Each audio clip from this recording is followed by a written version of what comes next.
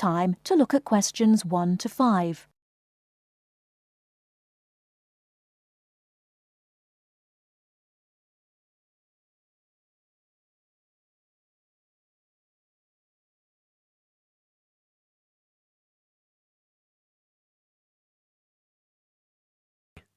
Listen and complete the notes about two people who work at ESCO Engineering. Oh, hi, Maggie, it's Greg. Hi, Greg. I'm phoning to check some information about some of the staff. I'm putting all the staff data into new files, and I noticed that I don't have files for two people.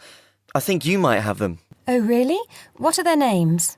Peter Austin and Jane Moore. Let me have a look. Yes, I've got them here. Shall I send them to you?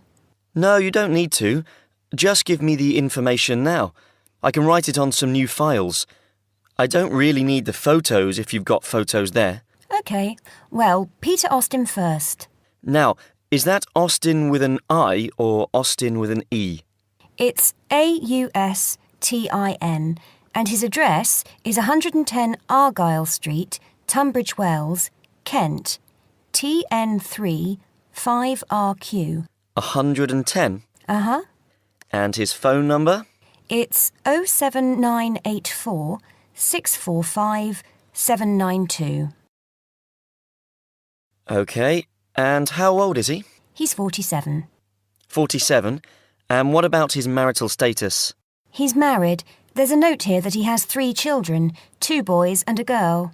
OK. And finally, when did he join the company? He started with ESCO in August 2003. Thanks, Maggie. Before you hear the rest of the conversation, you have some time to look at questions 6 to 10.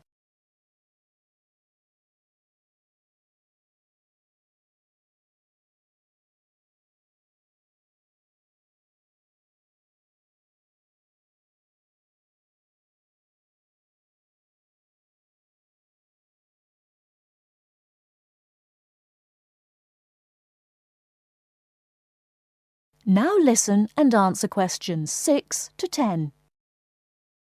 Now, what about Jane?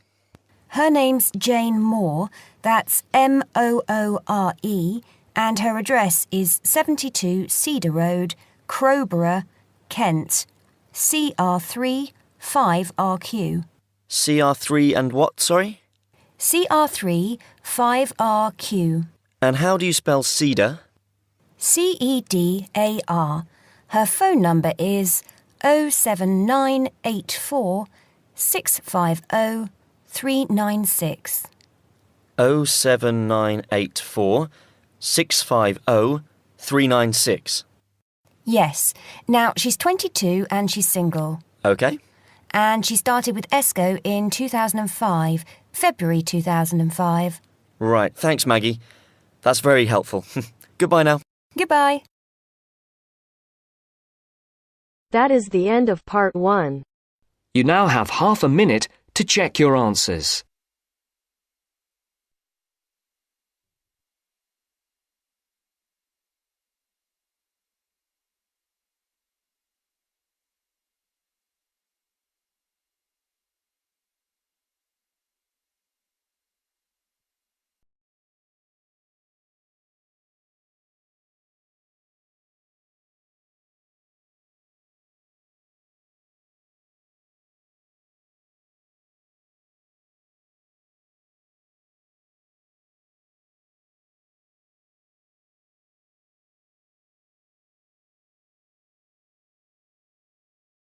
Now turns to part 2. Part 2. You will hear a conversation between a prospective student and a university advisor about applying to enter the university. First, look at questions 11 to 13.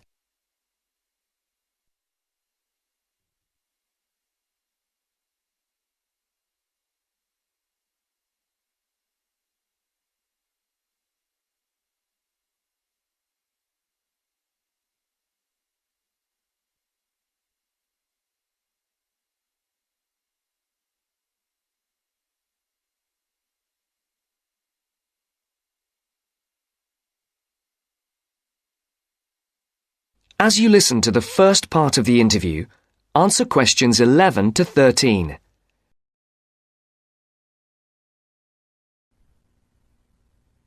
I'm interested in entering your business administration program, and I'd like some information on how to apply. I'm a little concerned because I've been out of school for a number of years. That could actually work to your advantage. It's possible to get academic credit for work experience if that experience is related to courses in our program. I've been working in business for several years. How would I get academic credit for that? First, you'll need to read the university catalogue to see if any of the course descriptions match your specific job experience. For example, if you've worked in accounting, you may be able to get credit for an accounting course. So then what would I do? You would write a summary of your work experience, relating it to specific courses we offer. Submit that to the admissions office with a letter from your work supervisor confirming your experience. Now look at questions 14 to 20.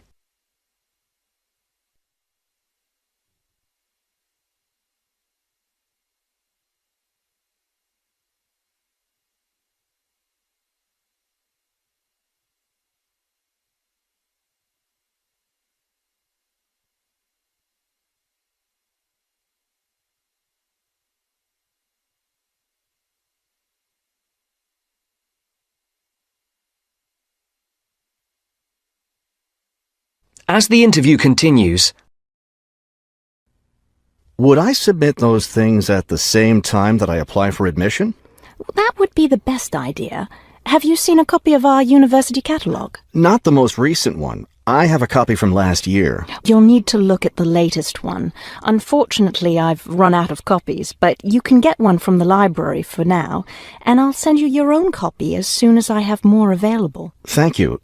How does the admissions process work? Well, first you'll need to get an application for admission. Those are available in the admissions office. The application form contains all the instructions you'll need. That sounds simple enough. Of course, you'll need to make sure you meet all the admissions requirements. How can I know what those are? We have copies of the requirements lists for all university programs here in the counselling centre. I'll give you one before you leave today.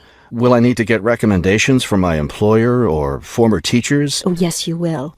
The recommendation forms are available in the admissions office. Now, I don't know if you'll also be applying for a part-time job through the university work-study program. I'm considering that. How can I find out what kinds of jobs are offered? You can access the job listings from the computers in the library. Are you planning to study full-time or part-time? I want to be a full-time student. Good. Then you'll qualify for the work-study program. Part-time students aren't eligible.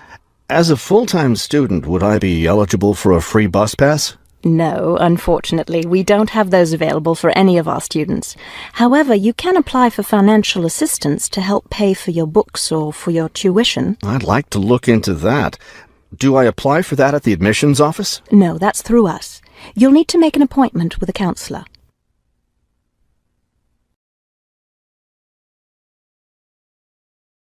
That is the end of part 2. you now have half a minute to check your answers.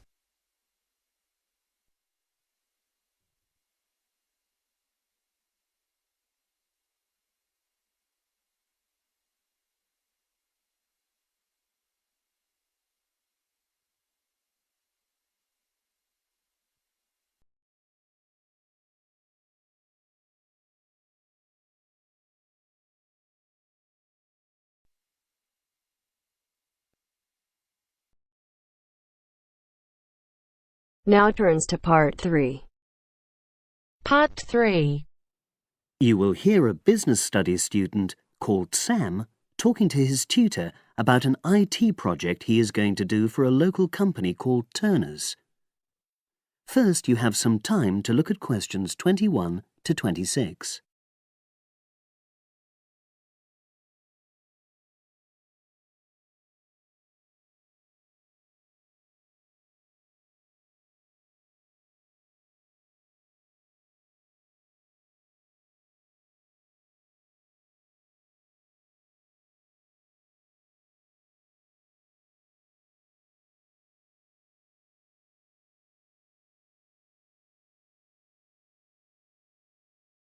Now listen and answer questions 21 to 26.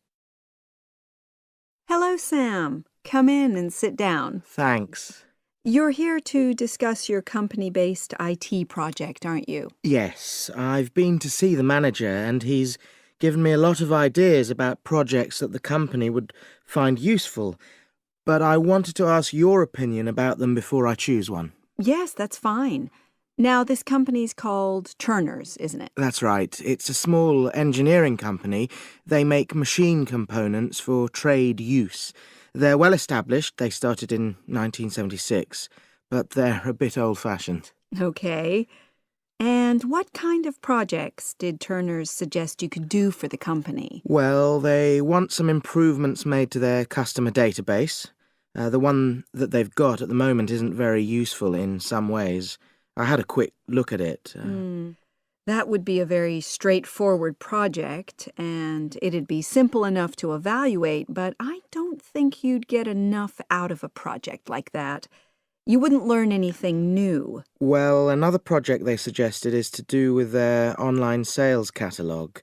At the moment, customers can look at their products, but they can't actually order them online, which must affect their competitiveness. But I said I thought it would take too long. It's quite a big task. You're right. It's too much for the time you've got. It's a pity, though.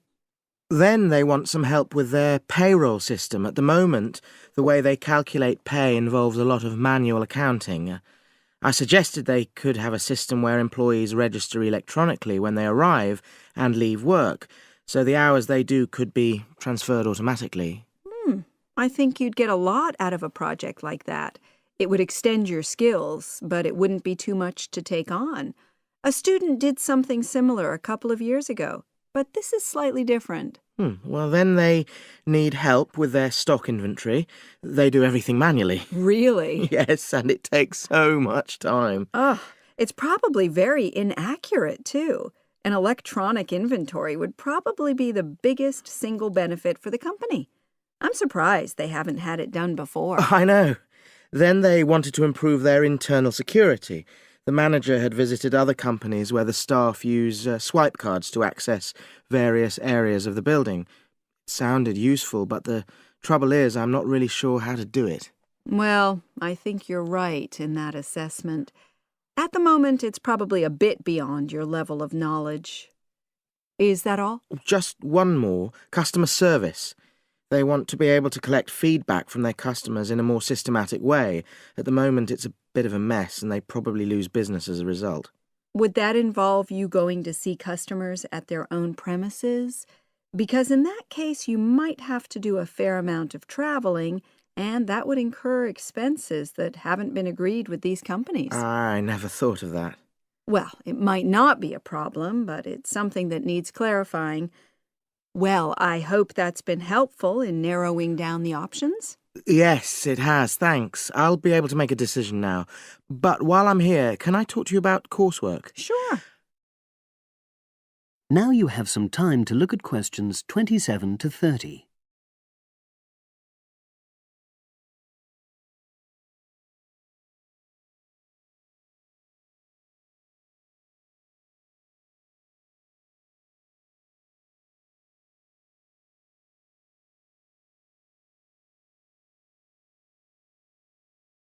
Now listen and answer questions 27 to 30. I'm not very happy about the way our group assignment is working. There are some problems. Oh, dear. Are people just not getting on with each other? That's the worst thing. Actually, we're all friends. It's not that. But when we're having a discussion about the assignment, one or two people end up doing all the talking and the rest don't say anything. It's a bit frustrating because we need plenty of debate. Well, that's a common observation. You're studying in a group with people from all over the world, and you all have your own ways of participating. In some places, students are more used to listening than talking, and vice versa. I suppose you're right. I'll try to remember that. Does everyone pull their weight as far as sharing the workload is concerned? I'd say they do, yes. And our group elected a leader. She's very good at making sure no one's overloaded. But personally, I feel that there are just too many of us in the group. Whenever we try to arrange a meeting, there's always at least one person who can't make it.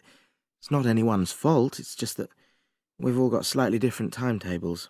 Well, I'm glad you've talked to me about it. Feedback is always useful. Is there anything else you're concerned about? There are a couple of problems with lecturers that all the students are talking about.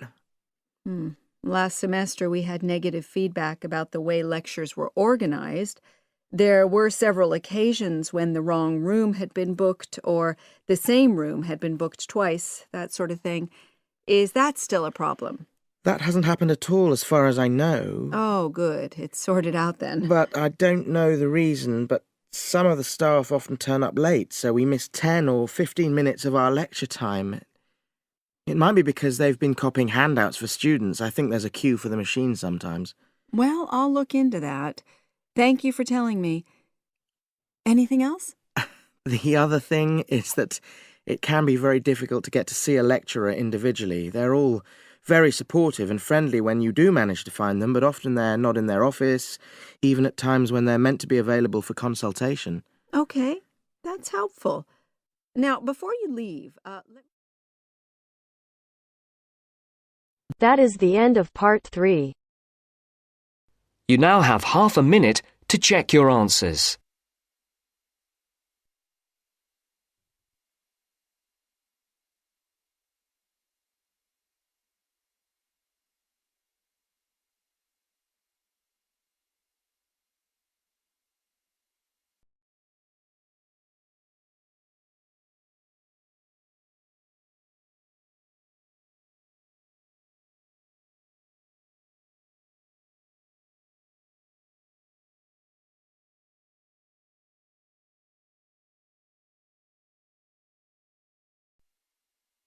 Now turns to part 4. Part 4. You will hear a lecture about geotourism. You have 30 seconds to look at questions 31 to 34.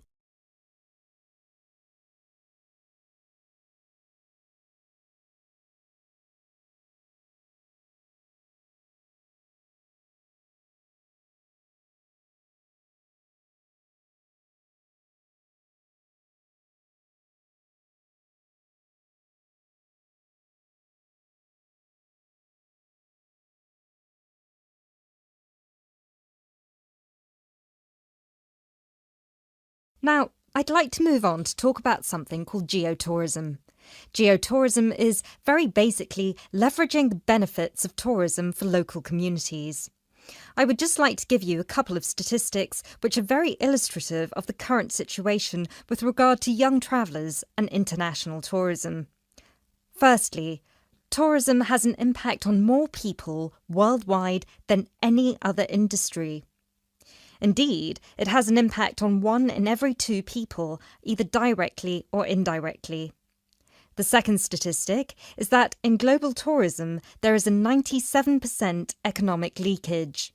This means that if you spend £100 on going on holiday, normally only £3 of that money will actually reach the people who are giving you the services and the accommodation, for example, in the destination. If you put these two figures together, you can understand why some of the regions of the world which have very high levels of tourism still have very high levels of poverty and huge developmental challenges. These countries have this massive industry demanding a huge number of services, but they are not seeing a fair reward for these services. Geotourism is about changing this.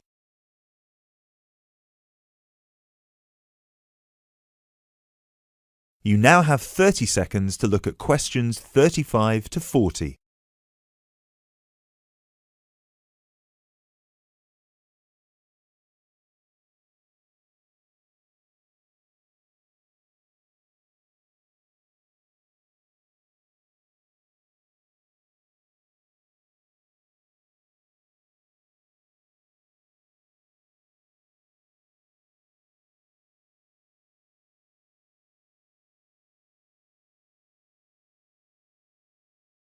Projects are now being developed with financial organisations such as the World Bank.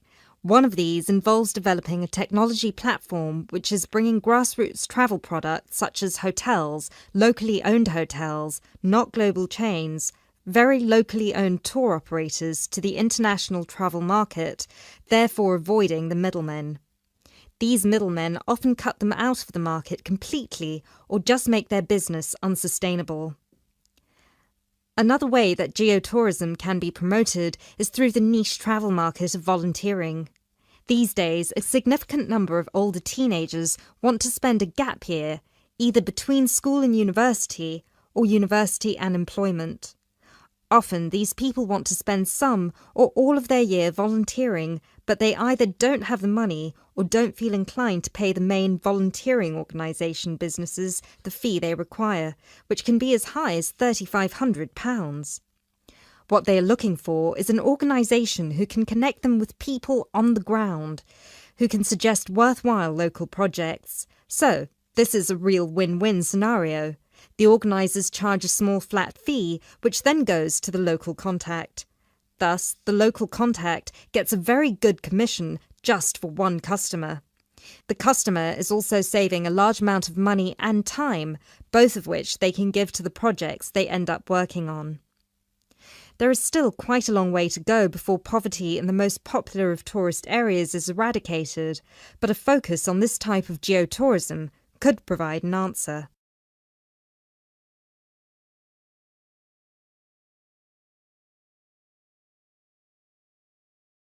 That is the end of part 4. You now have half a minute to check your answers.